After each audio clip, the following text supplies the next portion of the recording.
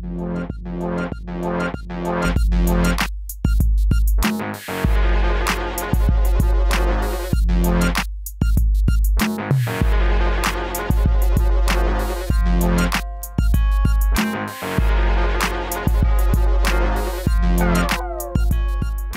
are tuned into Community Chat. My name is Kevin Tachi, and we try to use these programs to kind of keep folks informed. Of course, these programs were created prior to COVID-19, as we are enduring something that I don't think any of us thought we were going to endure in our lifetime.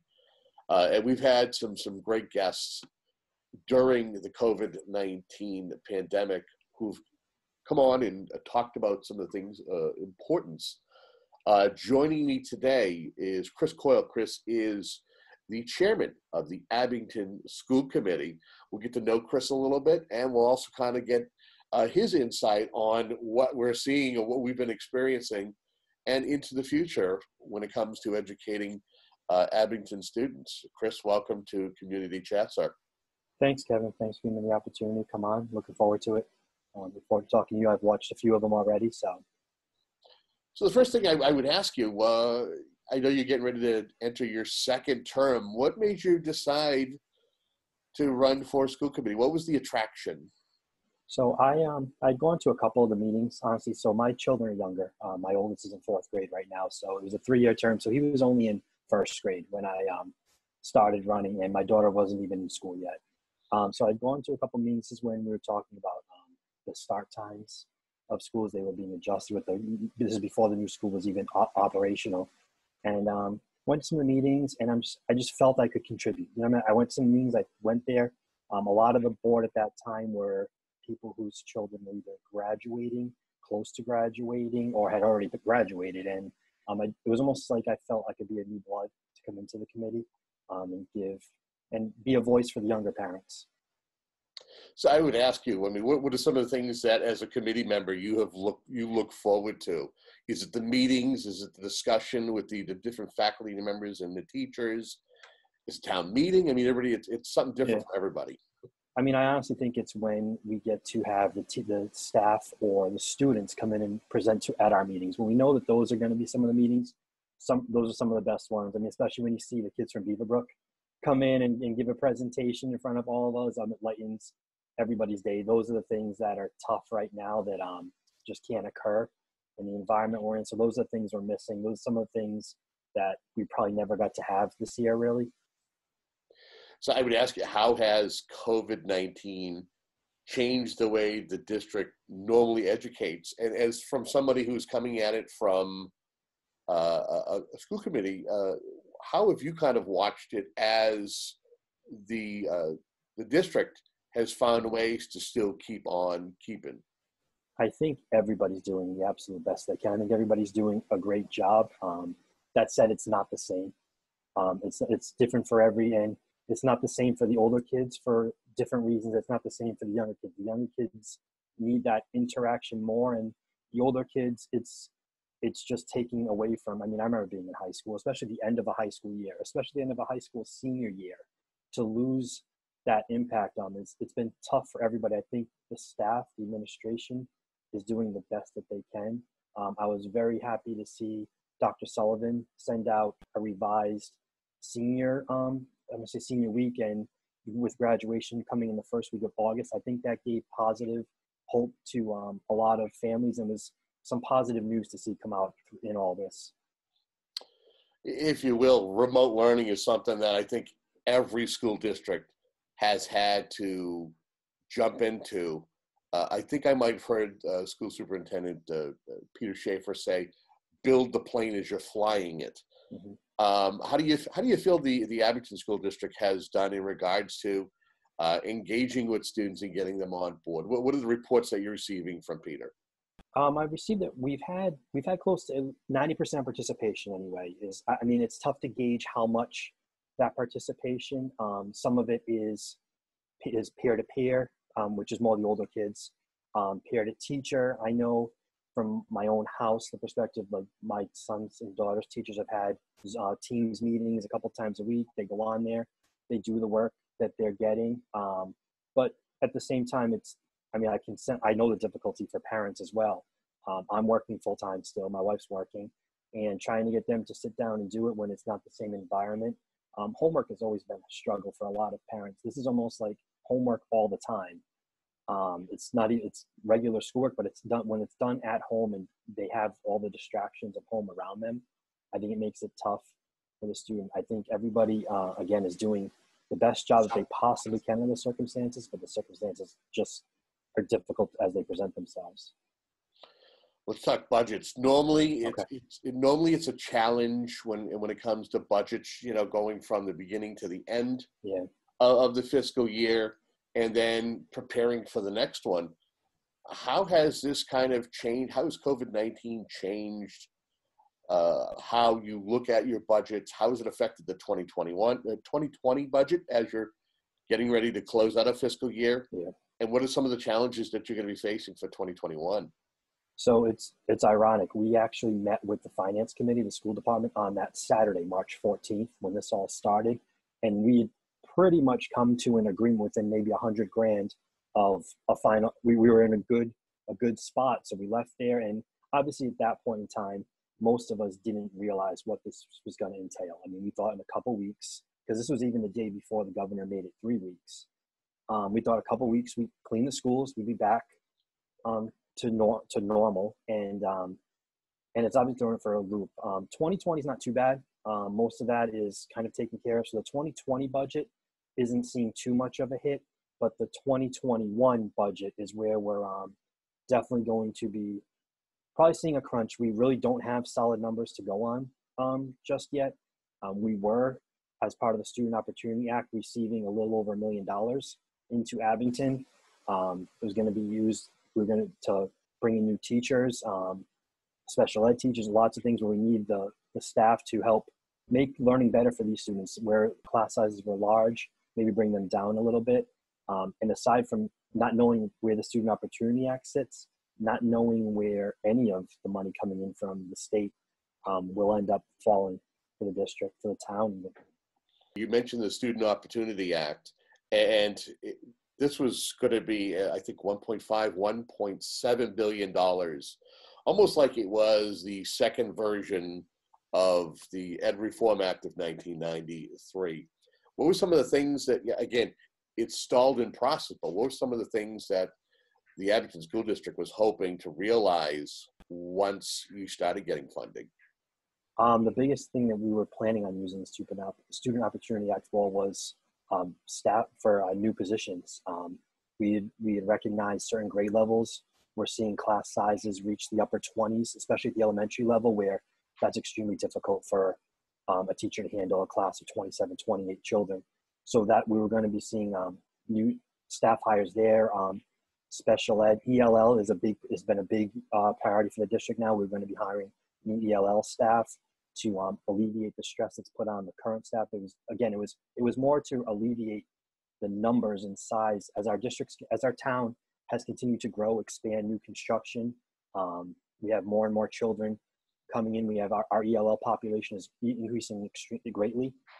So we were trying to get that, and it's tough to know where that sits right now. We're kind of in a holding pattern. We haven't received anything definitive at all, except to obviously expect less from the state than was originally planned. I mean, they haven't told. It's kind of an understanding.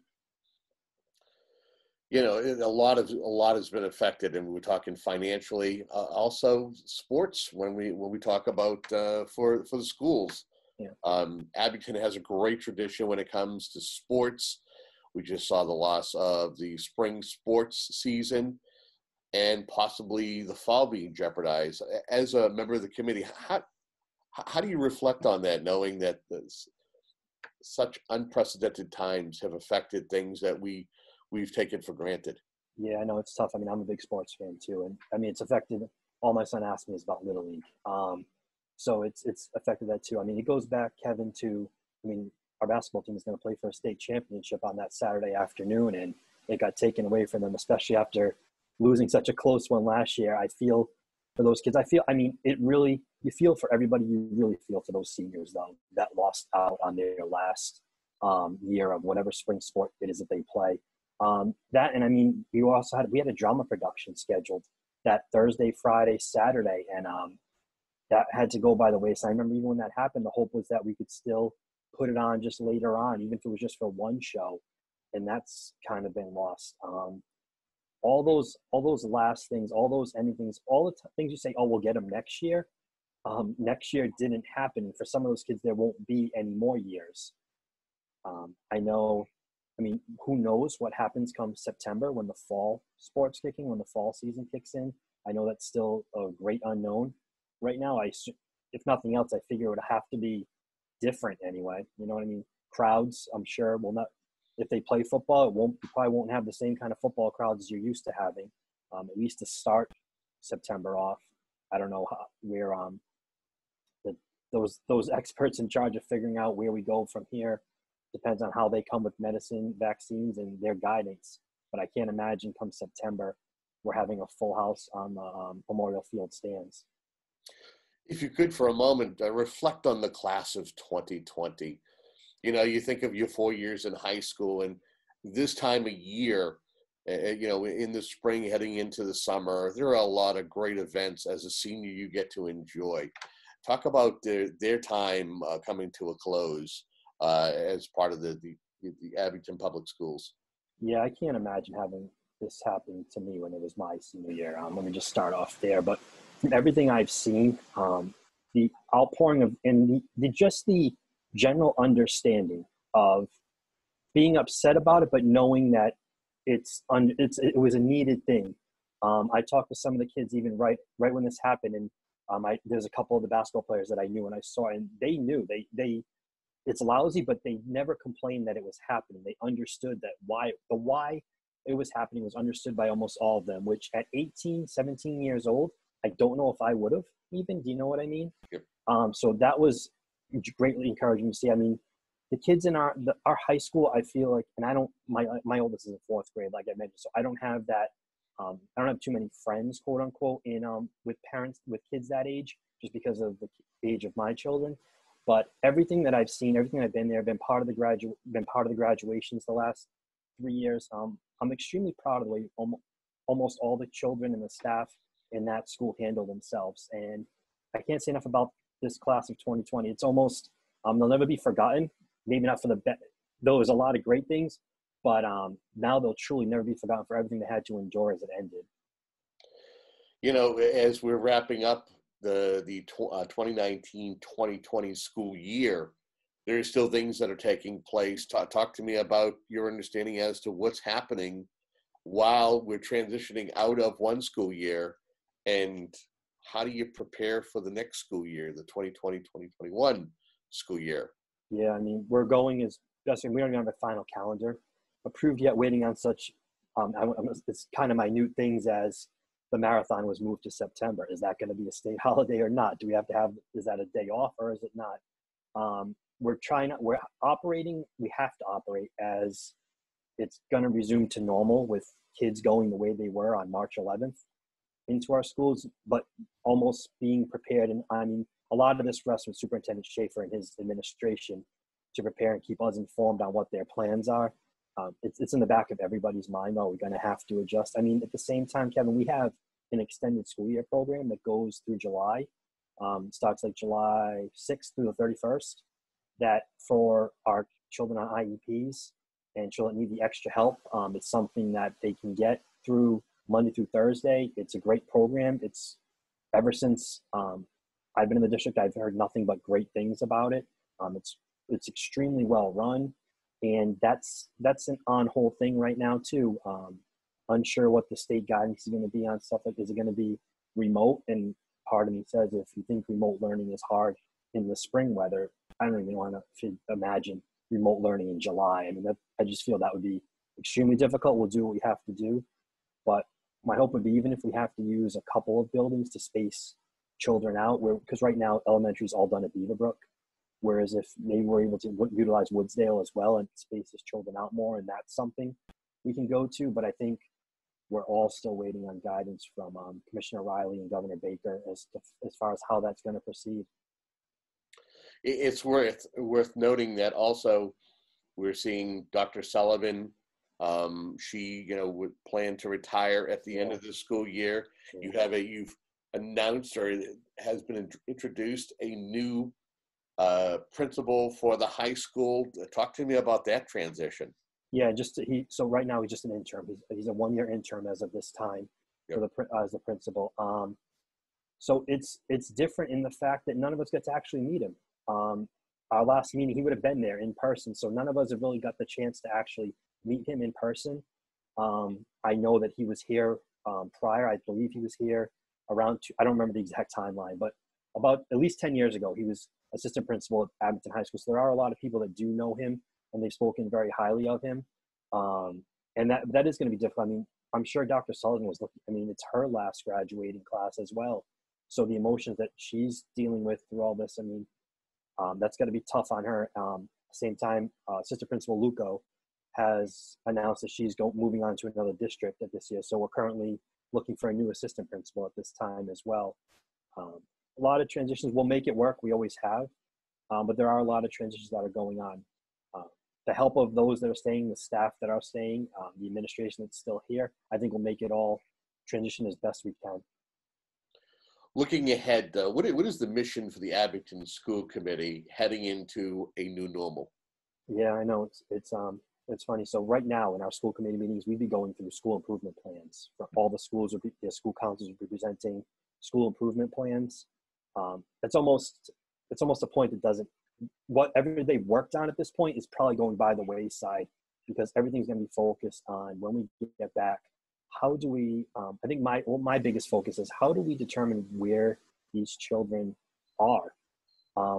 They're not going to be at the level they should be at. It's almost impossible, especially for the younger students who have to rely so much on the teachers instructing them to say that a sixth grader is going to be at the base, like where a normal sixth grader would start as far as their knowledge base.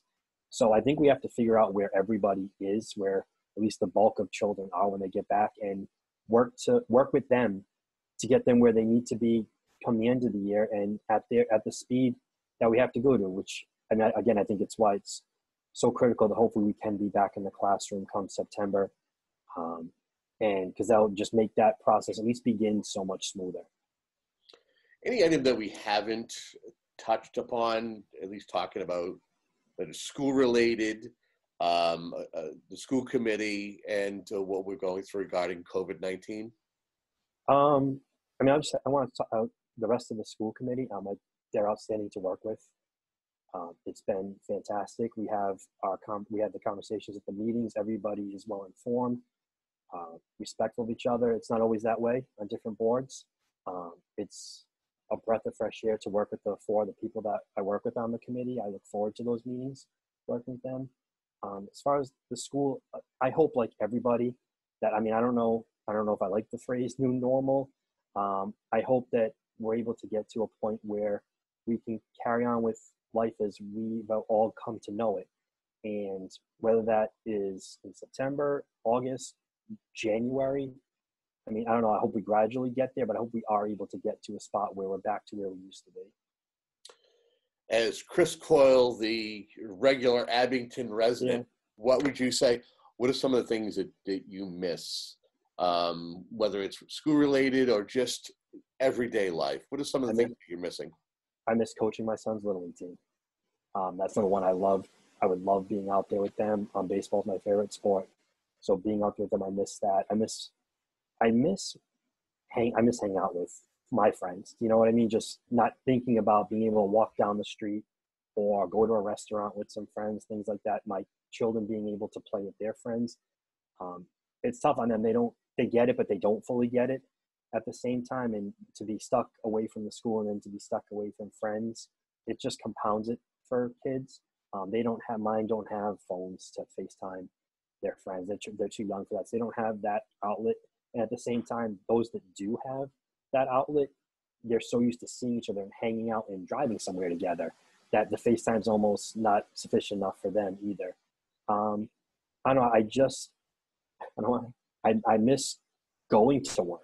I've been working from home. I work finance for Bank of America. I've been working from home since March 13th. I would work from home some days anyway, but just the seeing people in the office that back and forth. I don't miss the train, so don't get me wrong there. I don't miss taking the train. But just the idea of like going into work as a regular day and Fridays being a Friday, like what they are now, it's almost like wake up. What day is it? Do I have to go on my computer today or not?